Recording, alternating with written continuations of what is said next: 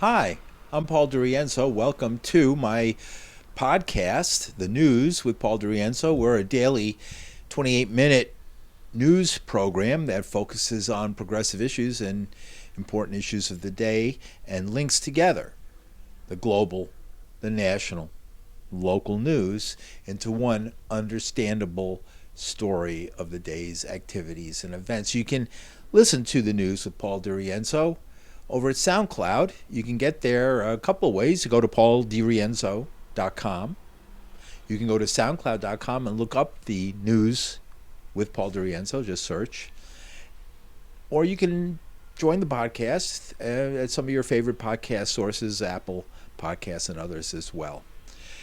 You can also, when you come to pauldirienzo.com, sign up for our mailing, our daily mailing that tells you where you can access each program with direct links and other information about the show and things you might want to know if you follow The News with Paul DiRienzo. So, what is today's program? Well, it's a special program.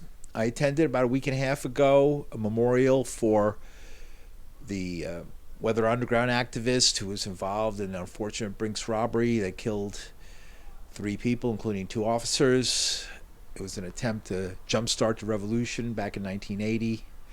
Her name is Kathy Boudin. In Riverside Church, you might know, is up there in West Harlem and one of the most important churches in the history of the African American experience, especially in New York. And what you're seeing, then go to my website, pauldirienzo.com, or go to soundcloud.com.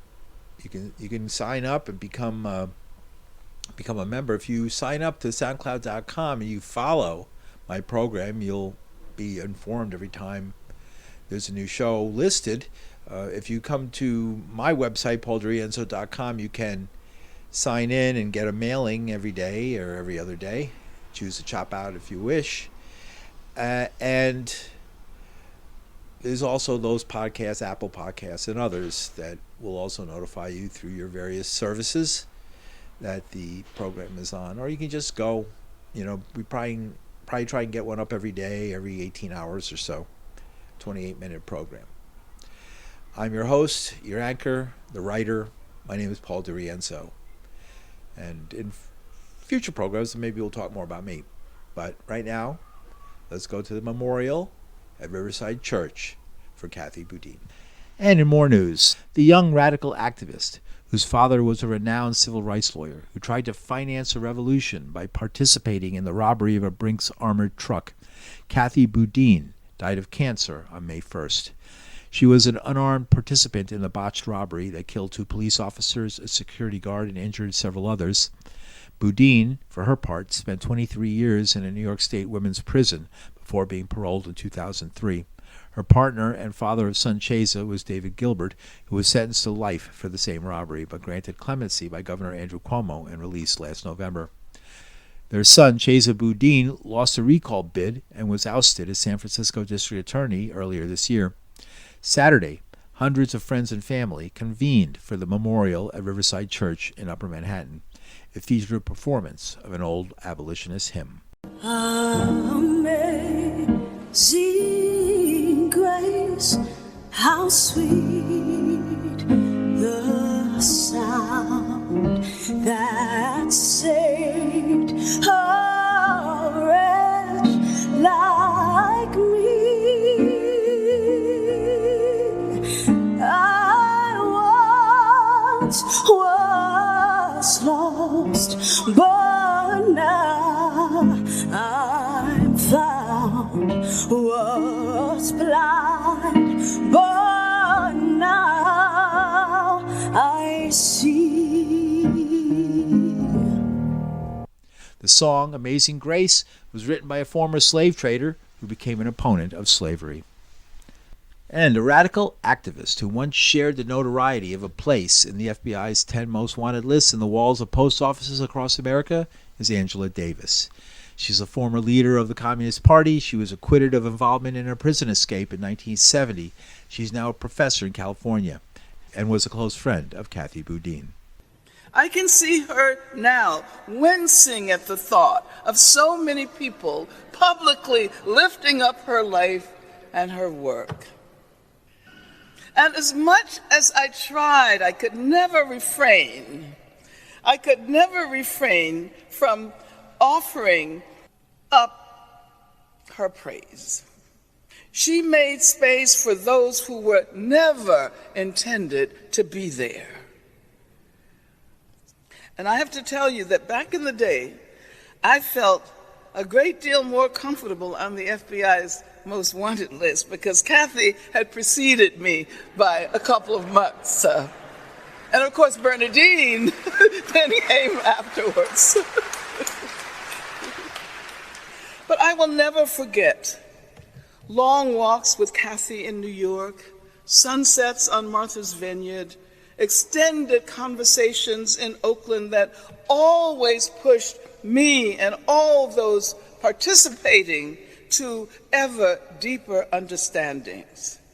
And that was Angela Davis, a former member of the radical Weather Underground, a left-wing direct action group with notoriety in the 1970s, is Bernadine Dorn.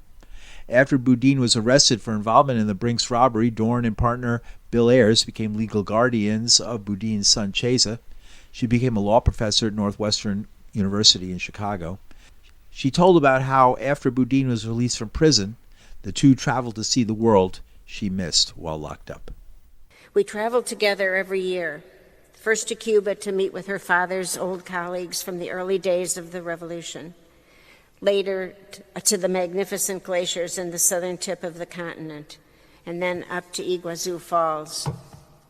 Kathy and I had 2 days together in her last week with us.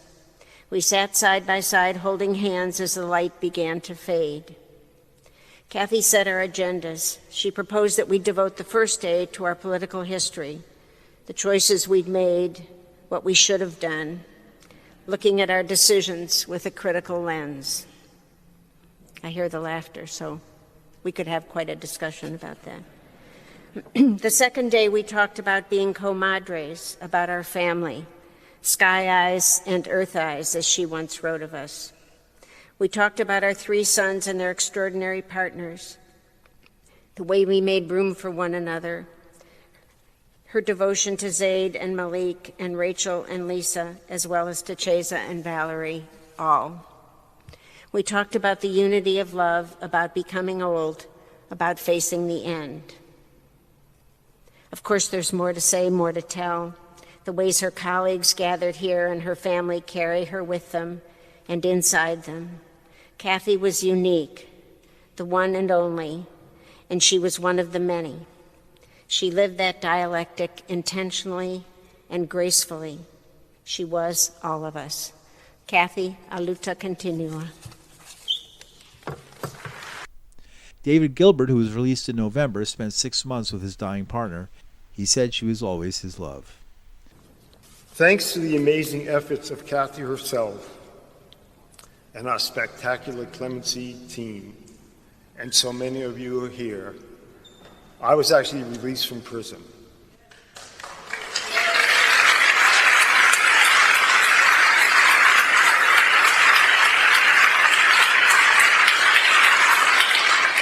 Which was considered impossible to happen. I'm sorry.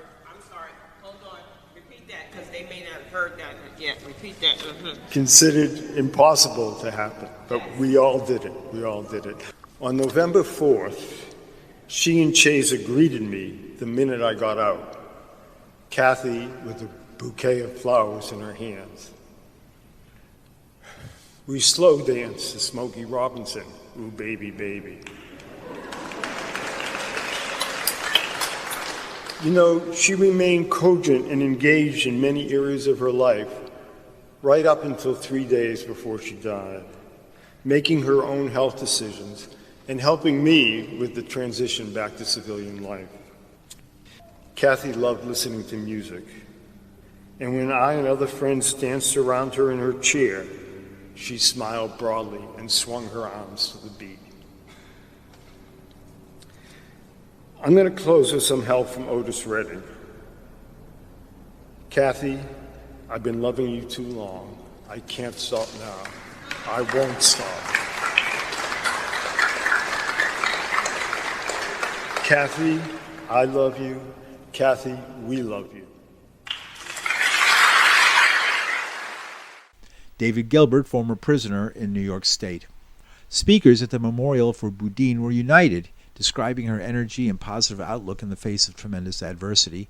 Even a prison sentence brought about by what surviving participants agree was a horrendous act.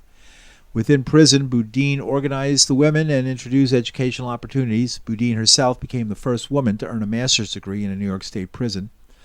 One of the women she partnered with was Rosalyn Smith, who spent 39 years behind bars for a murder she committed when she was 18 years old.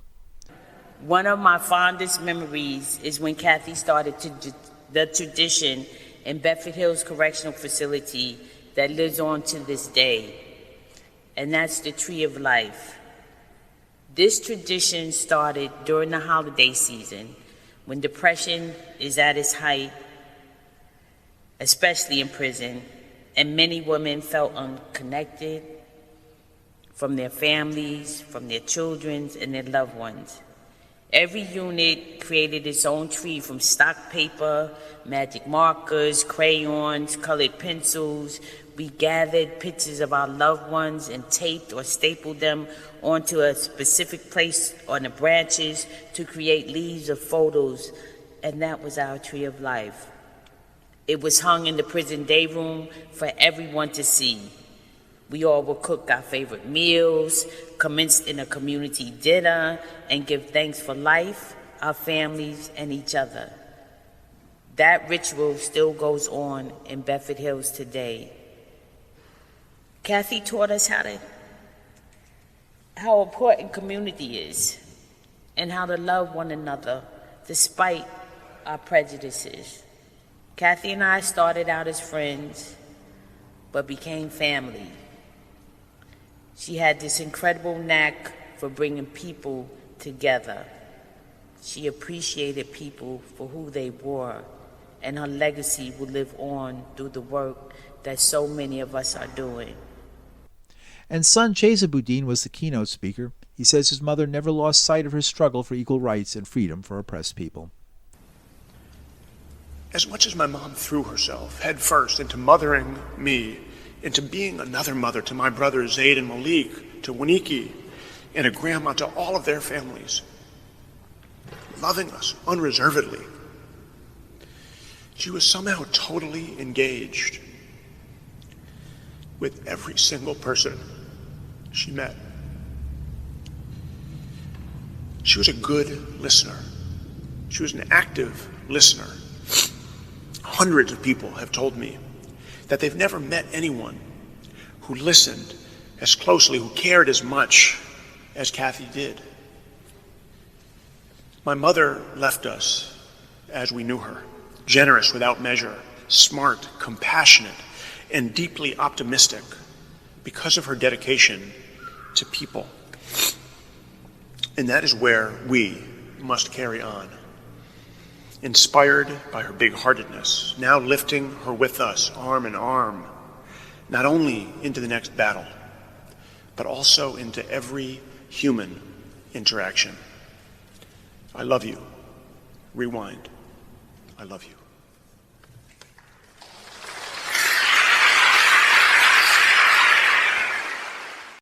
Afterwards, Boudin spoke with the news. He says he kept it together through it all because of family.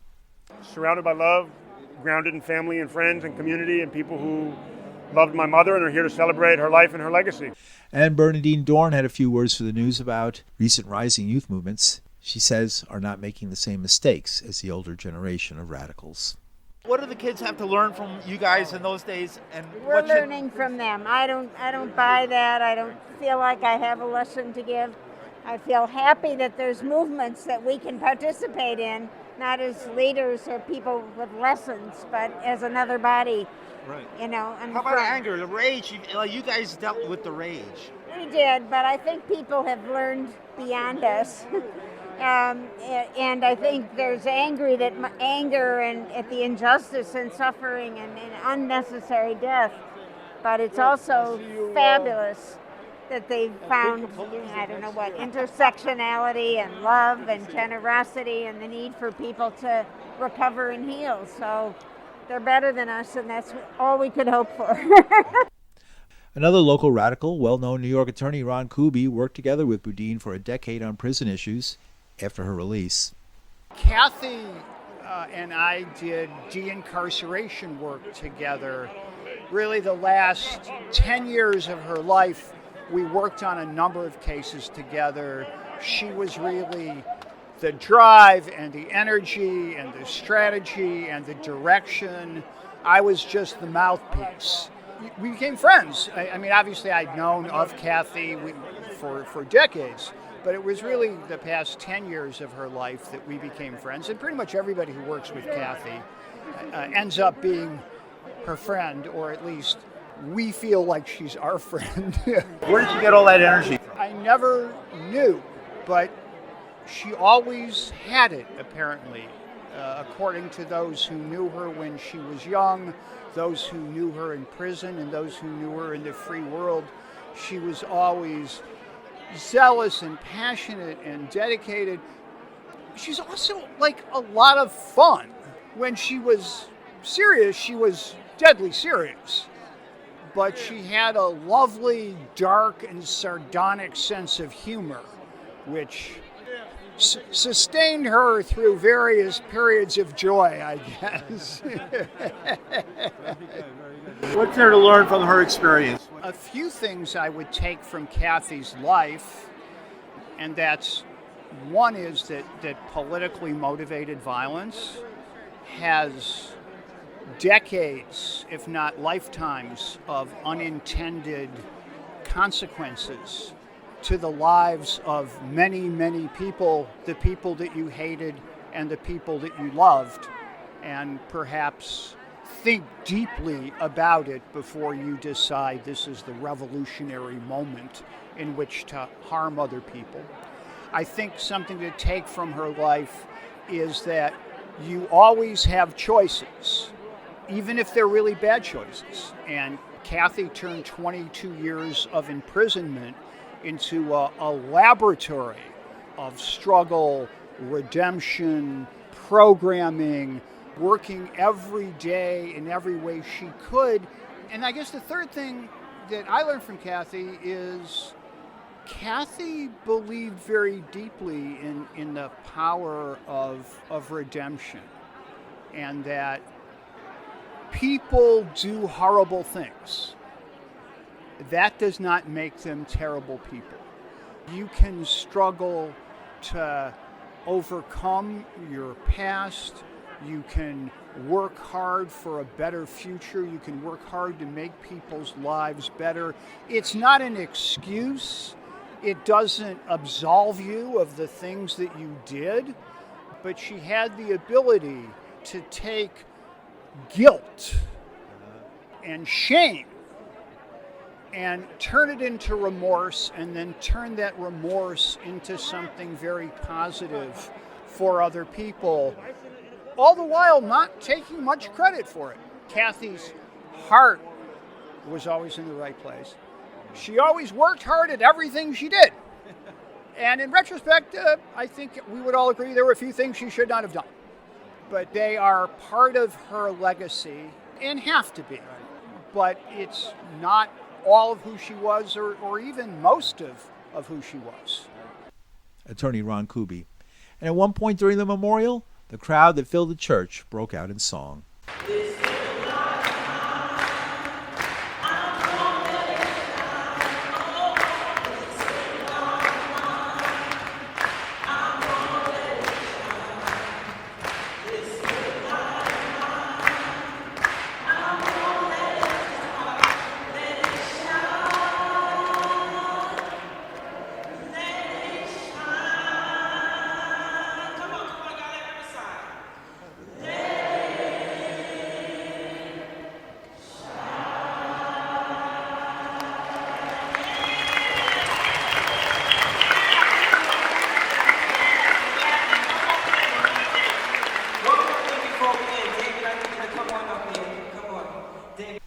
Kathy Boudin was 78.